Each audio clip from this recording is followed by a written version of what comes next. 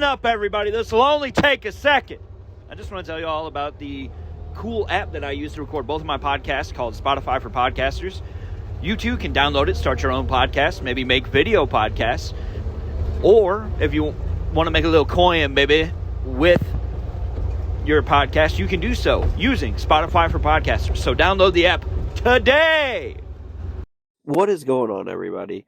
We have our own playlist now up on Spotify that we have put together of just a handful of several different songs that we like to listen to throughout the day that just kind of help us get through the day. So go check out the playlist, see what you think. Let us know some songs that you would like to hear on the playlist, and we'll see if we can get them in there. But we're going to be changing the playlist up throughout time, so it's not always going to be the same songs. But come check it out. Tin Roof playlist over on Spotify.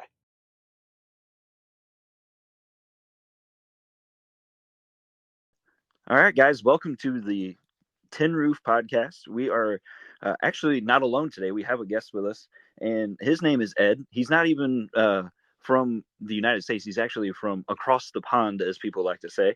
So, Ed, why don't you go ahead and tell us? Let's start with your last name, because I'm not sure how to pronounce that. That's fine. Hi, I'm Ed Jowett. I am a creator of various things. Music is actually included in that, although I'm more responsible for its creation than actually the creator of it, per se. And I write comics. I write tabletop role-playing games. I've created a few card games. I even, last year, I even shot and released a short movie based in a superhero universe. So audio dramas, I love telling stories. And I think that with any medium, you can tell amazing stories. And that can be music as well, just as much. Absolutely. There's some great stories out there told through music. And, well, you know, writing in itself is just so key, because you got to write the song first. You got to write the comic book in a script form before it ever even gets made into an actual comic.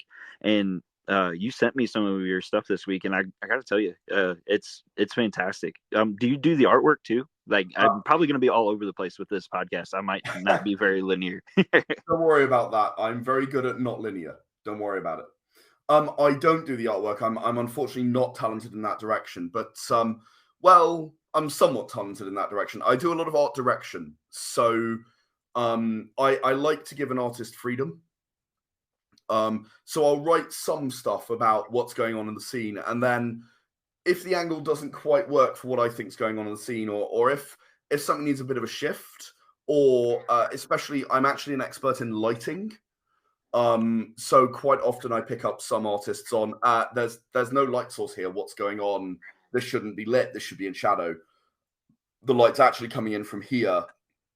It's clear from elsewhere. And the guy I worked on this comic with, absolutely wonderful, because he was really thinking about the lighting. And in my experience, lighting is what makes artwork more than anything.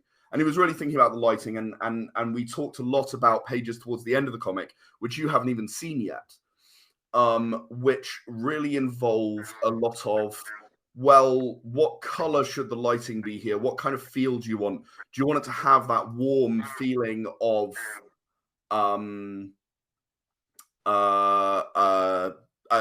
torchlight, I guess, like burning torchlight? Or do you want it to have natural light in the roof and so on? And I was talking about, right, well, in the world, you probably wouldn't have an open... We probably ought to talk a bit more about the world before I go deep into this. But yeah, Victor Ochoa, who I worked with on this comic, really fun to work with, really gets the lighting thing and how important it is. And then I wrote it myself. An old friend of mine, a long time ago now, 6-7 years ago, suggested a comic that involved 3 similar characters, but he had them on motorbikes and so on. And really, that never took off. It never got off the ground. It never worked. So what I did is I thought to myself a couple of years back, oh, I know, as an homage to what he wanted to do but never really worked out, maybe I can write something that's a bit of fun, encapsulates my world of era survival, which is actually a tabletop role-playing game. But as I say, I love telling stories, and I often build a world through a tabletop role-playing game that then I tell other stories in, such as this comic. I wanted to do something that featured some of those characters because they were fun ideas, and we came up with them together. So yeah, that's where I ended up, and that's how I ended up doing what I'm doing. I'm really, really impressed because like lighting, like you said, is such a huge part of telling a story in a comic book because the lighting has to make sense. And I'm very much in the same boat as you with my drawing. If I drew the comic, it would be in stick figures, but like in my head, the way I do it is like I see it like how it would unfold and what's panning out and everything else, and then I'm like, okay, so it needs to look like this, this, and this. But then I also, like you said, give the artist freedom because it's very much their media as much as mine. You? Do what now? I'm sorry. You want to have that balance, don't you? You want to have that ability for the artist to express themselves while still telling the story in the way you envisioned. And the way I find that often manifests is I'll have some panels where I know exactly what it looks like, and I'll be really insistent on every detail. And then the vast majority, I'll let them do their thing their way. Right. And you brought up, so you've made multiple role-playing games then, correct? I've made 14 tabletop role-playing games to date. Oh, man. And you actually have one on Kickstarter right now, don't you? I do. It's called Era Kaiju. And you play as a kaiju. You are one of these giant creatures who just woke up one day. Humanity seems to be wandering around, and they may or may not like you. But you found a way to coexist with them, and you actually play, rather than playing as a Godzilla type of kaiju, you play as something a little smaller, a little more vulnerable to human weaponry and so on. So you sort of have to make nice with the humans a little bit, or they'll blast you with missiles and stuff.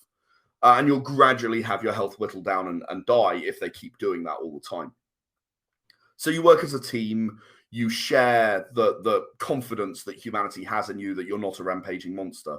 It was very much inspired by not just the Godzilla movies, but also that 90s animated series they did, which was really good for that sort of thing. You know, Godzilla was this savior who would turn up and deal with all the kaiju for people, right? Right. And it was sort of very much inspired by that. So I wanted to bring that to life on people's tabletops. And that's fantastic. I got a couple of questions further about it, but I want to make sure that people know the name of it. And so, like, if you say something 3 times, that really gets it committed to memory. So one more time for what's the name? Era Kaiju. Era Kaiju. I thought that's what you had said, but then I was like, oh no, if I mess it up, I'm going to sound like a fool. Yeah. All of my games run on the Era D10 rule set. So they all begin with the word Era, : and then it'll be the name of the game. So, for example, Era Survival, Era The Consortium, Era Lost Legend, and now Era Kaiju. Okay, so it's a D10 system, because that's what I was going to ask, because, like, one of the games that I pay a lot of attention to is obviously Dungeons & Dragons, but outside of that is Candela Obscura, and Candela Obscura is run on like a D6 system. So you could roll anywhere from like 1 to, I think, 3 D6s. I don't think they do 4 very often. I think it's usually 1 to 3. And like 1 to 2 is a fail, 3 and 4 is a mixed success, and 5 and 6 is a success. And so how does the D10 system work? Because I've never played with it. Right. So for anyone who's listening who's familiar with the storyteller system, it's somewhat similar with some tweaks to make it not quite so silly in places. I adore the system, but anyone who's ever played it knows that there are some dodgy bits to it. So I'm sorry, I think my computer just did something funny. Can you hear me all right? Yeah, I was like, it kind of cut out for a second. I was like, oh no, what happened?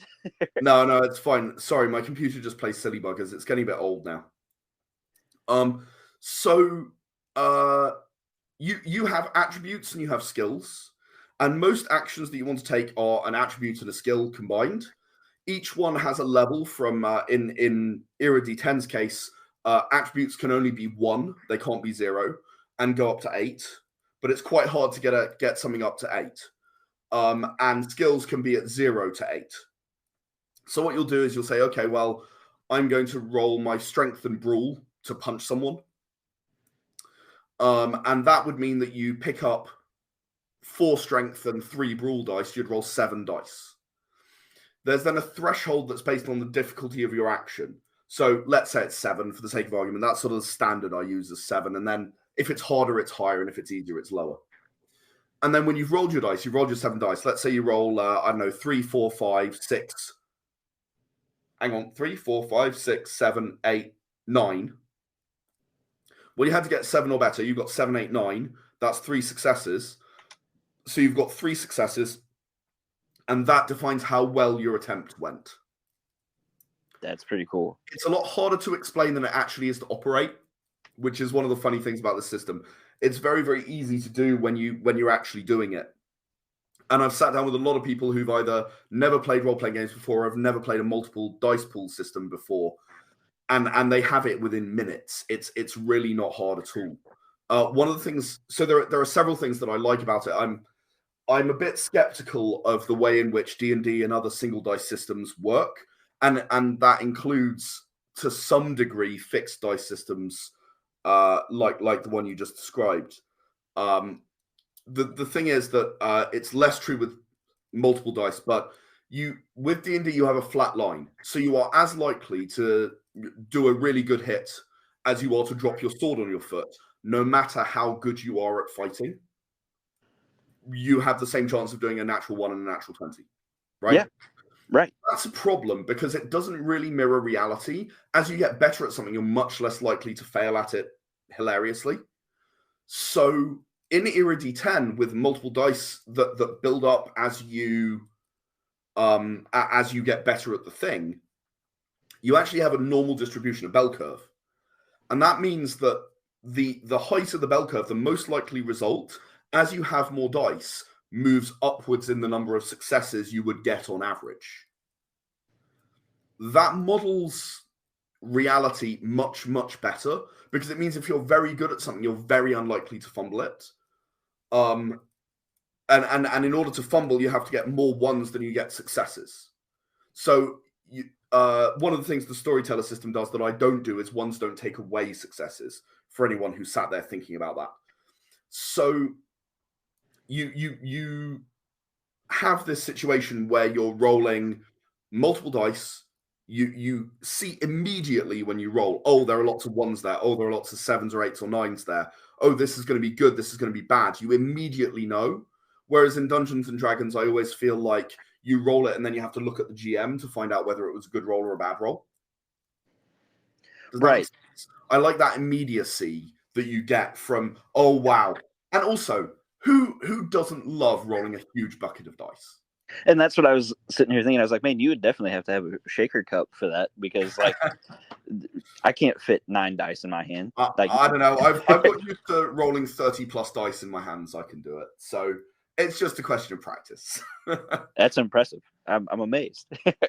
So, okay, Era Kaiju. Now, how many more days left is there on Kickstarter? It launched less than 24 hours ago as of recording, but obviously this is coming out a little later. So it launched about a week ago relative to this podcast. Perfect.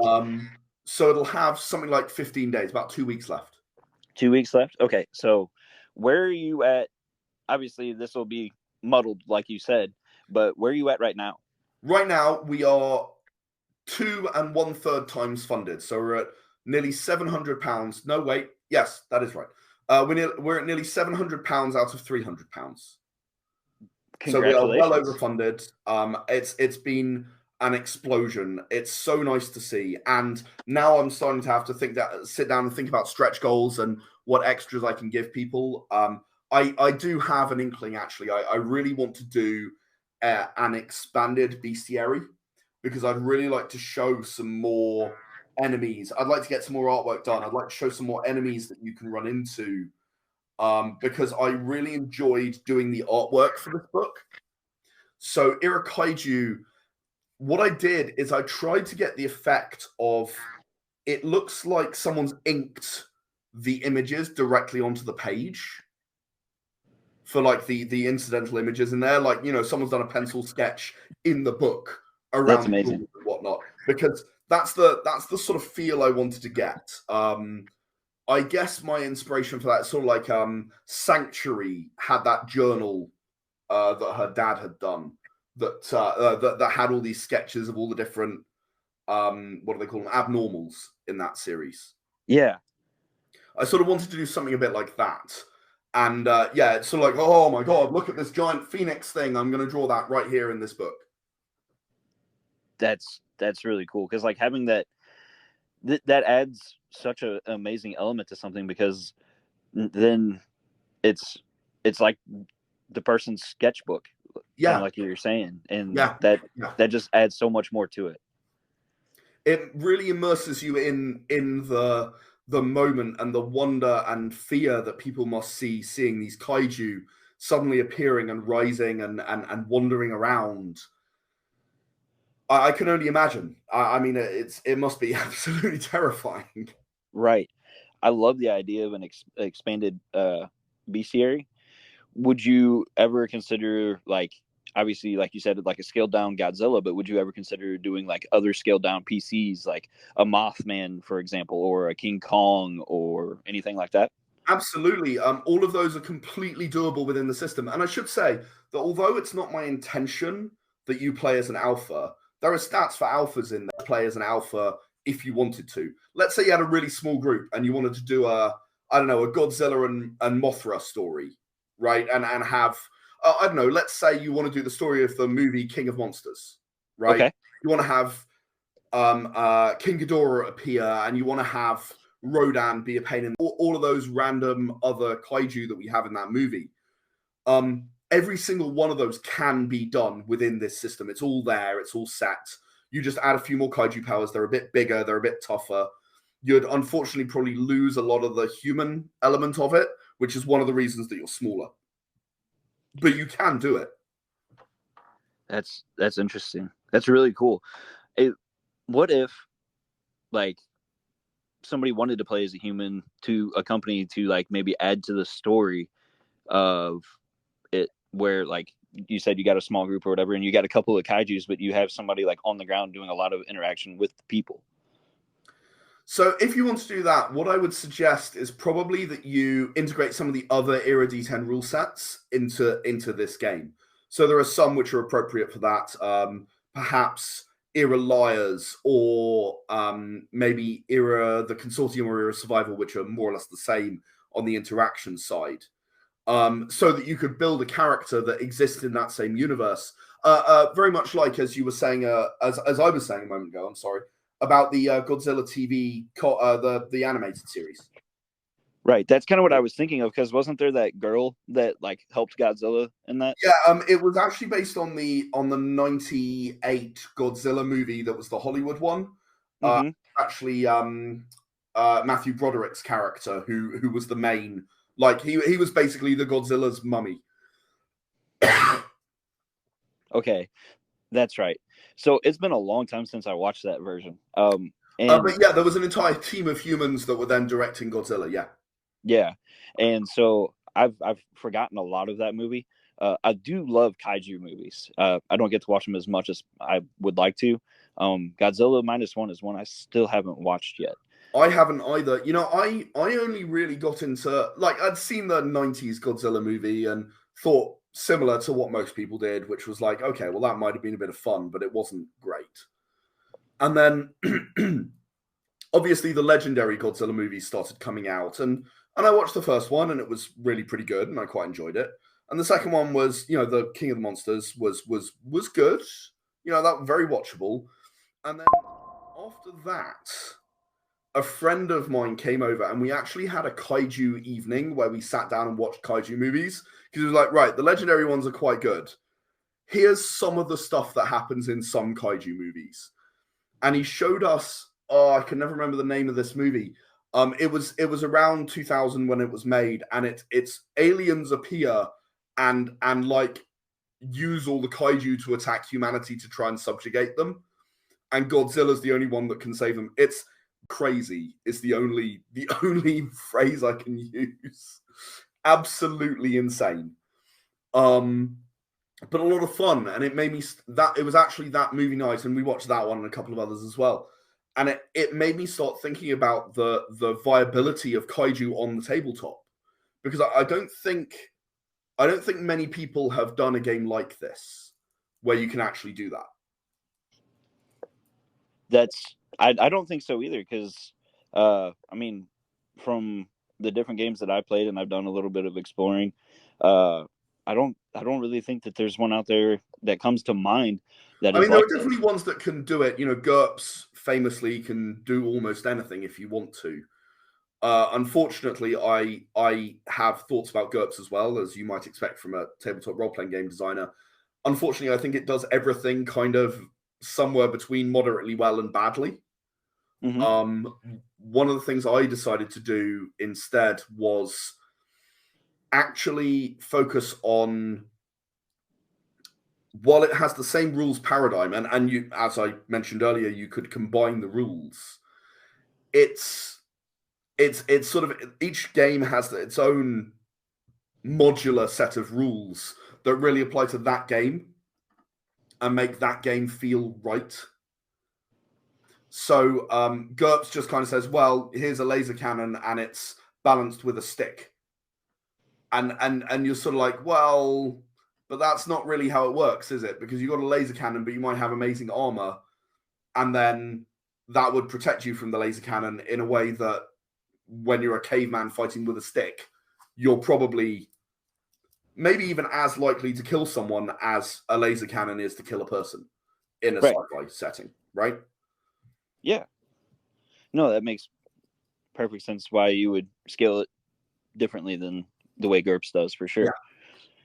Yeah. We have spent a lot of time talking about Erikaiju.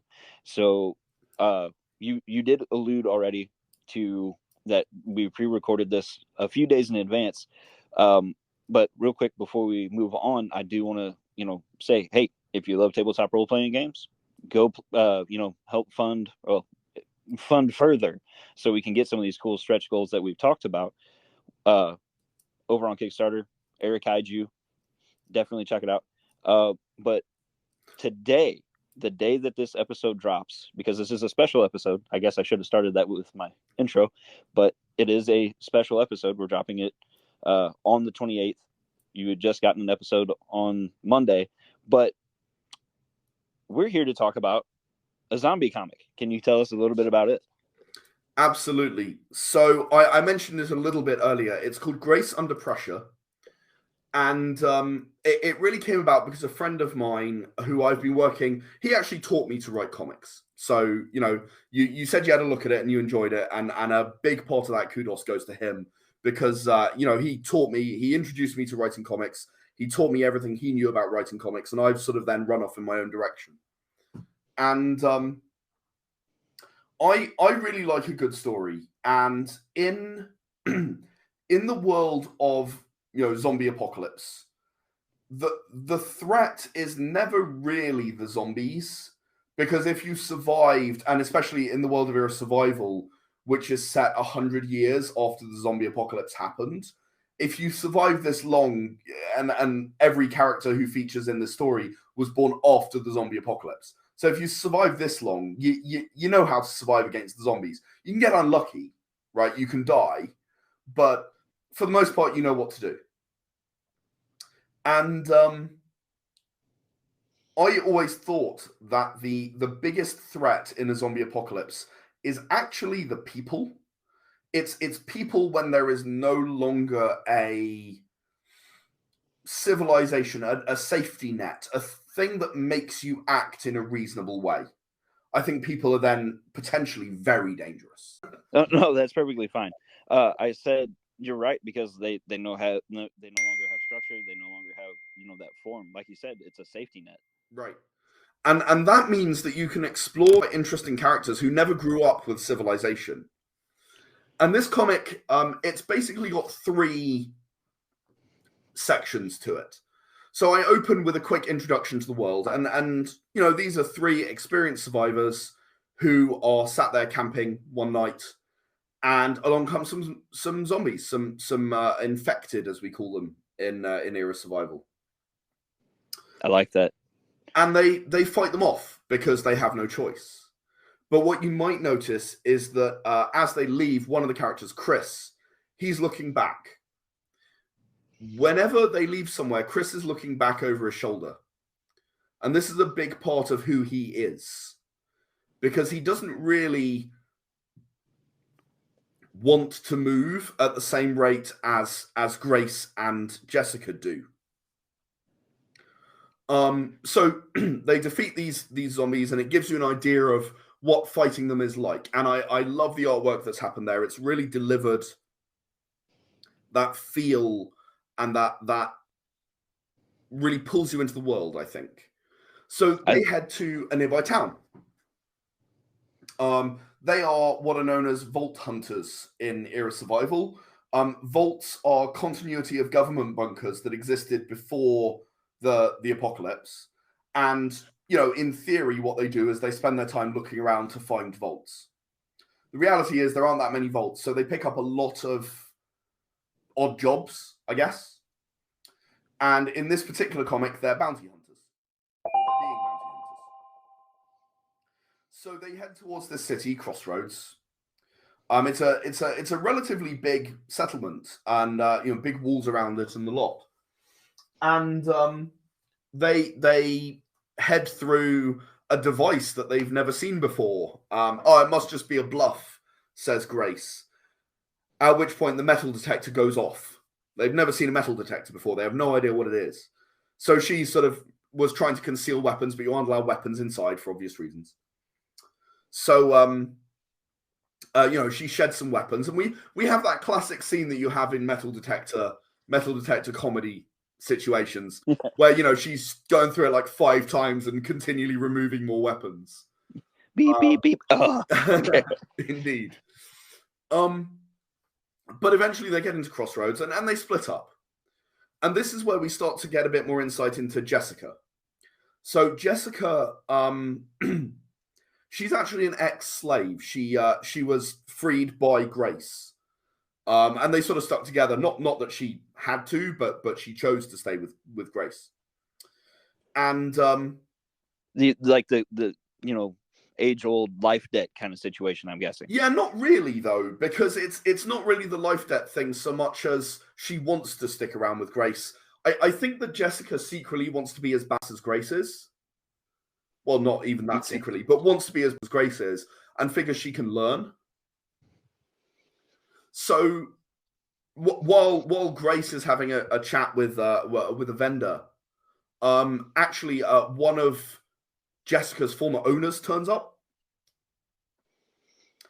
and sort of asks about, you know, where her current owner is and blah blah blah.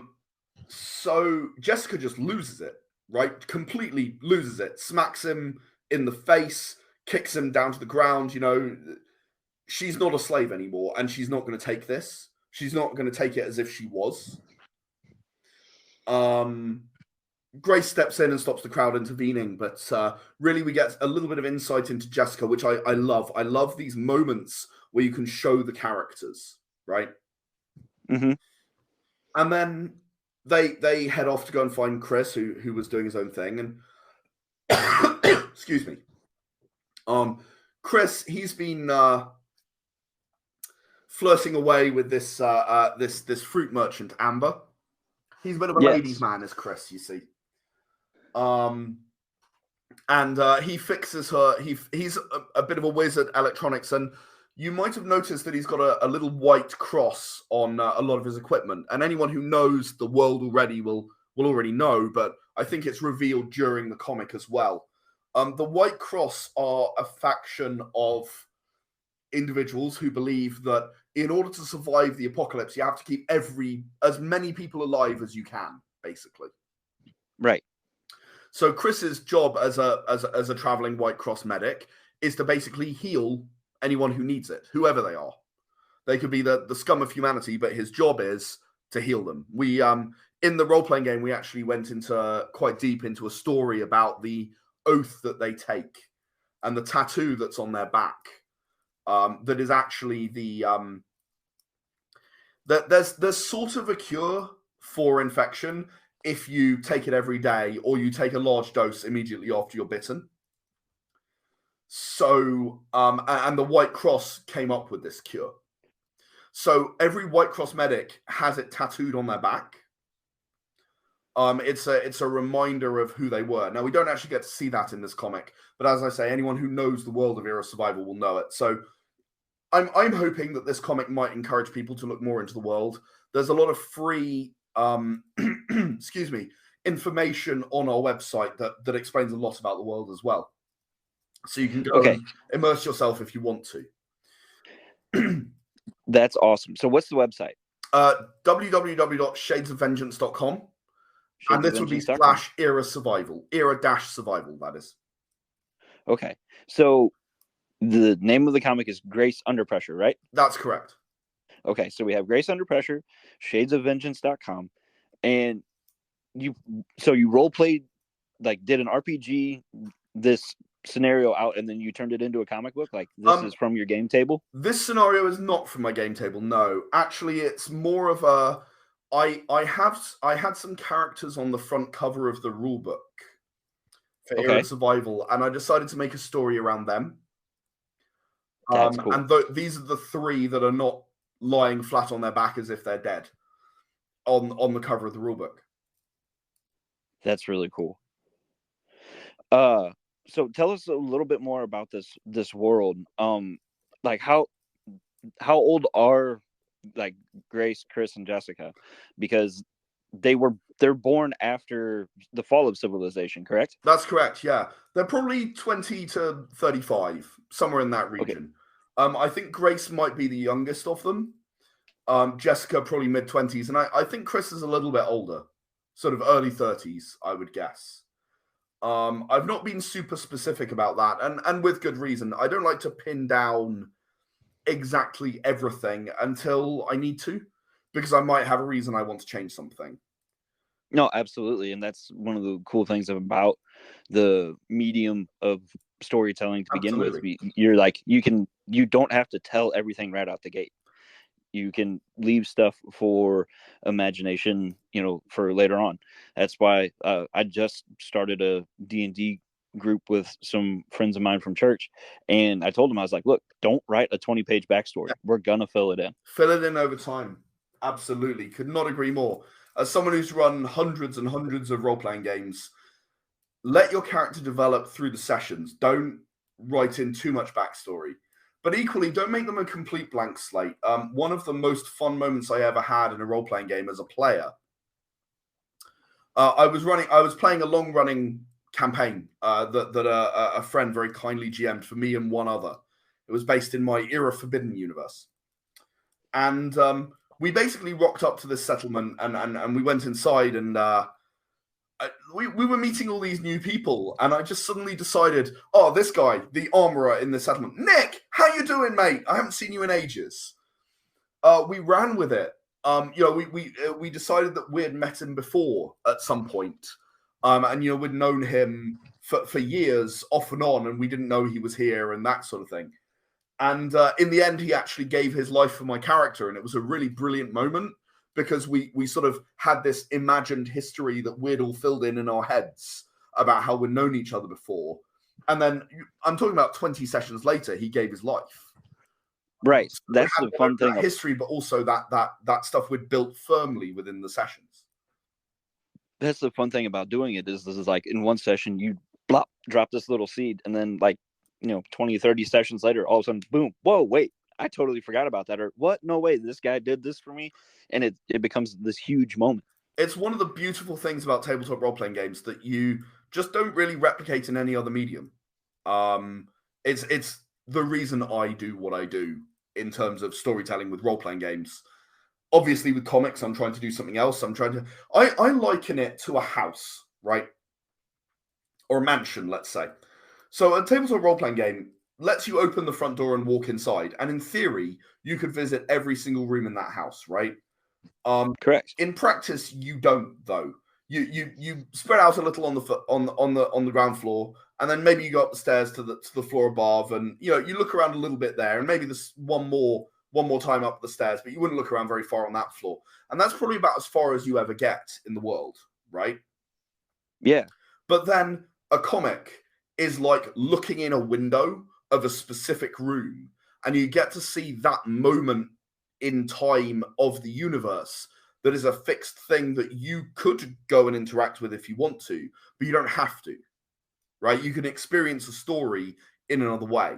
And I suppose I do audio dramas as well, so I suppose that audio dramas is sticking your head against the wall and listening to someone's argument next door. That's actually a really cool way to put it. I really like how you did put all of that, because it's very, it is, that's what it is, being, you know, a writer and everything myself. That's very much what it is. uh there's some mobility there with the role-playing games that's different than a comic book, that's different than an audio drama, where, like, you know, you with, have control, right? yes, exactly, that's the word that I wanted to use. And people, you know, if with Grace Under Pressure and, you know, Era Survival, you can, you know, read the book and be like, man, I love this. And if you want to dabble in an RPG, boom, there you go, you already know this world, you can have an idea of, like, maybe you want to tell your own story in it, boom, here you can do it. Or if you decide you really want to play the story of Grace Under Pressure and see how your group does it, you can do that. Yes. You can go into that room and make that room your own if you want to. But Right. you can also sit back and enjoy a story that expands the universe and shows you what it's like to live in it. Which is, you know, awesome in its own way as well. Which, yeah, I mean, I never thought about it the way you put it until you said it, for the different things, because, like, I've started writing out some of my own, you know, like, RPG stuff, and have, you know, been working on several other comics that I want to put out there, and I never looked at it, like, thought of it in that way. So that's a really cool perspective. I'm really glad you like it. I sort of shape all of my creativity around that premise. So anything I'm doing, it's how am I showing you something new that you haven't seen before? And that even extends to, I've done some audio dramas that were dramatizations of comics, but what they did is they gave you this extra dimension. You can do a lot with comics, you can do a lot with visual, but there's some stuff that you can't do, and the immediacy and the speed and the feel, it's very hard to convey in a comic because people can always go back and read the previous panel again, or their eyes can get distracted or whatever. With an audio drama, you get to set the pace yourself. And the same is somewhat true of running a role-playing game. That's very true, because, you know, with an audio drama, you set the tone by how, you know, you talk, how sound effects go, and everything else. It's, you know, if you're running through a forest, it's and, you know, your person talking might be out of breath. With, you know, a role-playing game, oh, you want to go do a side quest that's not really going to develop anything, but you might get a little bit of money out of it or whatever. There's so many ways you can go about it, which is the fun part of storytelling. It is, and it's one of the reasons that I've spent 10 years learning how to tell stories of every kind. I'm not done. There are other media which I have not yet really figured out, and I'm going to be continuing. Manga is a really good example of something that I just don't really understand all that well. But maybe I should be looking at that. Maybe I should be finding out what it is that manga does that Western comics don't do, because there is stuff I just don't understand it yet. Yeah, people would think that manga might be, like, from an outsider's perspective, that it would be, you know, the same as comic books, but it's not. It's very different. It is. So tell us some of the names of your audio dramas that you've done. Sure. So we've done a number of audio dramas. Some of them are shorts, which are about 15, 20 minutes long. My computer's really playing up at the moment. Some of them are shorts, which are dramatizations of some of the comics for the most part.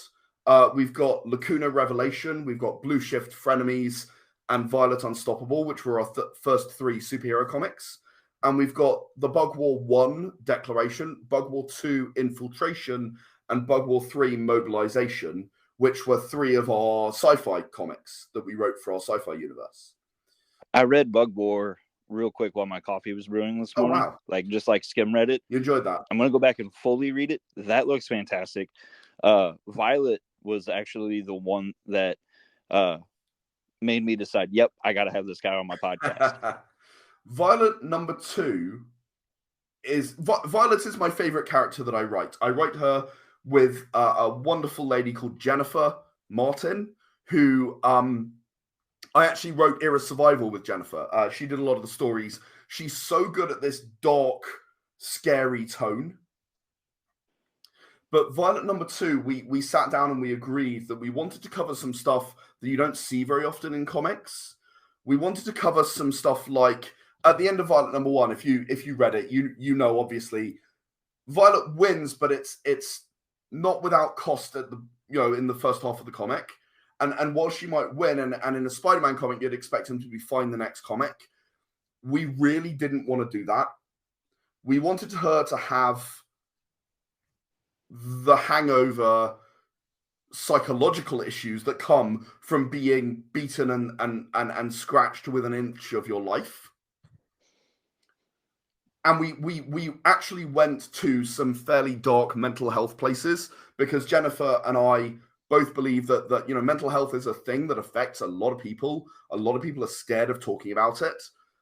We agreed that we don't want to be scared of talking about it. We want to be able to say, you know what, these things happen and they're not good and they're hard to deal with, and that's okay. So I was really proud of Violet number 2. And we've actually got 3, 4, and 5 underway at the moment. It's going to be a 3-issue arc there, where we look at Violet's parents some more, and also what's actually going on behind Rampage and Teus, who's the bad guy in the second comic. But having a character like Violet, who's a role player, she's a cosplayer, she's a gamer, she's someone who knows how to have fun and enjoys being a superhero, because it's one of those things that people dream of. She can fly, she's nearly invulnerable, she's super strong. That's brilliant, right? Right. Cool. And yet, that doesn't mean it's easy. And it's not those life troubles that they inflict on Spider-Man, and it's not just one super powerful enemy. It's the enemy is what's in your head when you lose. That's what I think. That's what I think superheroes are all about. They're the person who keeps getting back up and fighting when the enemy is saying there's no point. That's a great. That's just awesome. I don't know how else to put it, but that is awesome. And I'm very much in the same boat that mental health is something that we need to talk about. I've already got some plans for like Suicide Awareness Month. I don't know why all of a sudden I couldn't talk, but Suicide Awareness Month, I'm planning out some special episodes for this podcast as well as my other podcasts. And I've written a book about it's a biblical study on like dealing with depression and everything else, because I struggle with depression and anxiety, and like trying to help other people. I wrote a book called Getting Unstuck, and dude, I totally get it. And I think that doing fantastic. it that way, it's so important that people who do experience depression, anxiety, and various other mental health situations, I think it's so important that when you get out the other side from that thing, at least temporarily, you are willing to say, look, I know, and I might not be going through exactly the same thing as you, but I know what it feels like, and it can be okay, and you can still push on through the things that you dream about and wish for and want to do with your life. I think it's really important to do that. I do too. And this is the cool thing about doing these kinds of things, and being a writer and being creative. Two dudes never met each other, haven't really talked other than a couple of messages back and forth about setting up a podcast, and yet we've found common ground that we can talk about. The human condition is a common thing, right? It's a common experience for everyone, and while it's not exactly the same, there's a Venn diagram for everyone. And if you sit down, you listen to that person talk, and you look for that common ground, you're going to find something where you go, right, we have the bonds of shared experience here. We can talk about this. We can love that fact that we are not alone. And I think all of storytelling fundamentally comes down to that. It's you are not alone. That there are other people out there, and if you're a creator who's listening to this, whether you do music or whether you do writing or artwork or whatever it is you do, if you can create something that really speaks to you and you can find someone who it also speaks to, I think you will find a fulfillment that you would be very surprised at. I think so too. I mean, obviously, I love creating stuff myself. So, we are getting close to the end of this episode. We're gonna have to start winding it down, and I kind of hate that because it's been so much fun. So we'll have to have you back at some point. Definitely go check out Grace Under Pressure. Comes out today. That's why we dropped this episode as a special episode. And definitely go back Eric Kaiju as well and check out all these other things from Shades of Vengeance. But we got you here. Typically a music podcast, and you brought up, music is creation and everything else. What's some of the music that you listen to? So I like symphonic rock and symphonic metal. I'm actually I'm a classically trained musician. I got quite good, but never quite good enough, if you know what I mean. So I require something to be quite melodic and interesting, as well as harmonic and interesting. But I really like some of the European bands. I was a big fan of Delane until they recently split up, which was really, really upsetting for me. Loved watching them on stage. I like Within Temptation. I like, excuse me. I like Visions of Atlantis and Nocturna. I've recently come across, who I really enjoy their music. Sort of all sort of bands like that. And what I'll often do is I'll find an album and I'll go, wow, these 8 tracks are fantastic. I'm not so keen on this 9th one. And that's fair enough. It's not everyone is for everyone. But I got to say that if there's a band which for me has now produced 2 albums where I like every single track, it's Visions of Atlantis. Really, really like their work. I've heard of them. I've never listened to them. So now, upon your recommendation, I'm going to. Definitely worthwhile if you like a really strong theme, because they have these really strong themes to their work, as well as some well-written lyrics, well thought out, especially for, I don't mean this super negatively, but as an English speaker, some of the European bands, they struggle a bit with the lyrics. They're not perfect. Vision of Atlantis really does a really good job. That's interesting. And maybe I don't listen to enough European bands because, obviously I like some of the bigger ones that have been pushed here. And, a lot of it is I do things on my own discovery because I don't listen to regular radio. But, yeah, your Nightwishes and your Epicas and so on, they're all good, and I like Nightwish. I've been seeing them in concert. They're good. They're not my favorite though, and that's also absolutely fine. I can completely enjoy them and then say, well, you know what, I like this better. And that's another great thing about all the different layers of art that we've discussed today. Yeah, one doesn't have to be your favorite. You can be like, yeah, that one was good. For an example, say you're listening to an audio drama. Man, that was great, but I don't think I would go back and listen to it again. But there might be one, man, I loved that one. I want to go back and listen to it again. Or, this, like you were talking about with D&D, it's not my favorite because of the way the dice system works, but I really like Eric Kaiju. Yep. I absolutely. And I feel that way about my work as well. If someone comes along and goes, you know what, I played D&D for 3 years. I tried Era. It's not for me, right? I'm going to go back to D&D. I'm like, good on you, mate. That's cool. That's great. There's nothing wrong with that, and I'm never going to judge someone for preferring something else. That's fine. And I think we are losing that a little bit in our society right now when it comes to creativity. We're a little bit too willing to say, if you don't like my thing, you suck as a person. And how could you? It's if you don't like my thing, that's cool. Go find the thing you do like, please.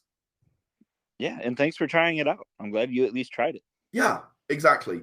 And that's the problem, you see. I think the if you don't like it, you suck as a person means that people don't go and try other things. And that means that people are not exposed to the thing. I only came across symphonic rock maybe 10 years ago. You know, I'm approaching 40 now. It took me that long to find the kind of music I really love. That's amazing, because like I, for me, like we had talked before we really started recording, I grew up Midwest here in the United States, where country music is a really big thing. And yeah, there was like some of it where I was like, man, this is great. And then it like the mainstream stuff started dwindling and wasn't really for me. So I, backed away from it for a long time. That's whenever I found metal, and that's where I had, had that angsty teenager groove where like a lot of my stuff was formed, and just like really shaped a lot of like my love for music. But then like some guys started like popping up that was like old school country that was really, really good, because like every once in a while I would put on Johnny Cash or something. Absolutely. I mean, and again, that's the other thing. Just because you don't like it every day doesn't mean you don't like it, right? Right. Especially with any kind of creativity, you might look at Irakaiju and go, wow, I want my main game to be D&D, but just once in a while, I'd really like to try this out. Or you might look at Grace Under Pressure and go, you know what? Normally I don't like zombie comics, but I kind of feel in the mood for one this time. Normally I read superhero comics or whatever, but this time, you know what? I fancy a cracking zombie apocalypse comic.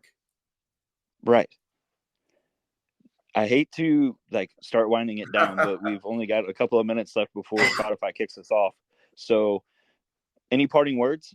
Thank you for listening first, and thank you, Justin, for having me here. It's actually been so much fun, and I really hope I can come back. Thank you so much. Don't forget, Irakaiju is active now. It's well overfunded, so it's definitely going to happen. You will get your copy.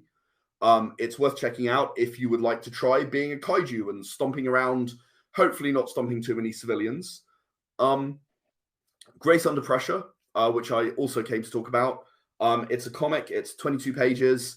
It's going to be launching on Kickstarter on the day this releases. So go check that out. I'll make sure that Justin has the links to put in the show notes or whatever.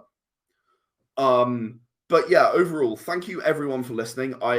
If you are creative, be creative, please. The world needs this so much right now, with the way AI is taking over a lot of the creativity and pastiching things together. Be creative, bring new ideas into the mix. Don't just remix old things. Do your take on something, because your creativity matters just as much as mine or Justin's or anyone else's. Nothing beats the human condition.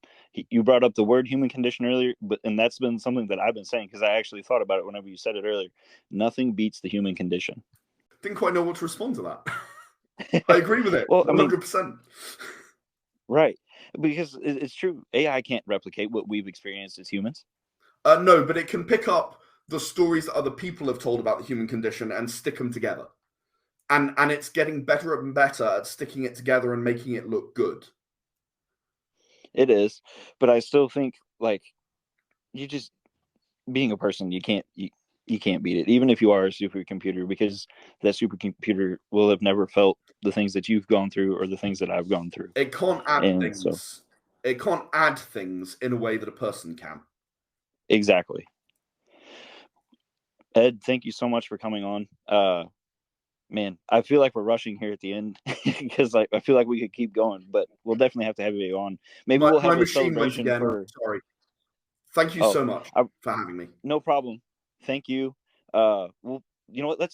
I'd like to have you on as like a celebration for Grace Under Pressure being funded whenever it gets funded. I'd love to, and I'm sure I'll have something else to talk about then. In fact, I have an audio drama that is dropping around then. Perfect. Ed, thank you so much. We'll talk to you later, bud. Thank you.